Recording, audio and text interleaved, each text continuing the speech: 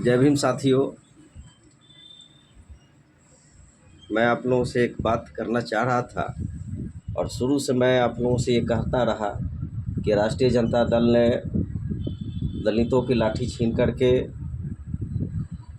दलितों को सामाजिक, आर्थिक और राजनीतिक रूप से कमज़ोर करने का काम किया है शुरू से।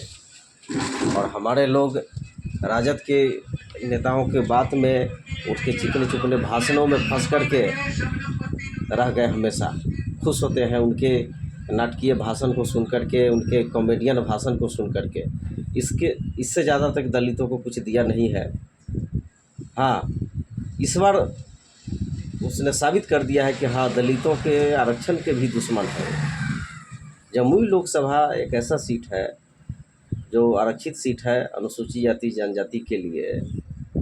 उस सीट पर यादव परिवार की बहू अर्चना रविदास को चुनाव लड़वा रहा है राष्ट्रीय जनता दल। दूसरी तरफ एनडीए जो नकली दलित अशोक चौधरी की बेटी है, वो पूर्व आईपीएस कुणाल किशोर, एक भूमिहार जाति से जो संबंध रखते हैं, उनकी बहू सांभवी को टिकट दिया गया है। अब ये भूमिहार परिवार की बहू और यादव परिवार की बहू दोनों मिल करके हमारे आरक्षित सीट को ख़त्म करने में लगे हुए हैं। तो ये चाहे इंडिया गठबंधन हो चाहे एनडीए गठबंधन हो, जब हम शुरू से कहते थे कि इंडिया गठबंधन में दलितों का कोई प्रेजेंटेशन नहीं है। बाबा साहेब के परपोते श्री राजरत्न अम्बेडकर जी भी ने कहा कि इंडिया गठबंधन में हमारा कोई दलितों का प्रेजेंटेशन नहीं है। अगर ये भी मनमानी करेगा तो इसे कौन रोकेगा, हमारी बात को कौन रखेगा, वह कौन उठाएगा। ये साबित कर दिया है तेजस्वी यादव ने। अर्चना रविदास जो मुकेश कुमार यादव की पत्नी है, उसको टिकट दे करके, और लोक जनशक्ति जो चिराग पासवान जो नकली दलित है, इनके पार्टी से खड़ा हुए हैं सांभवी जो अशोक चौधरी मंत्री की बेटी है और कुणाल किशोर आईपीएस रहे हैं, उनके परिवार की बहू है, उनकी अपनी बहू है, और ये भूमिहार जाति से।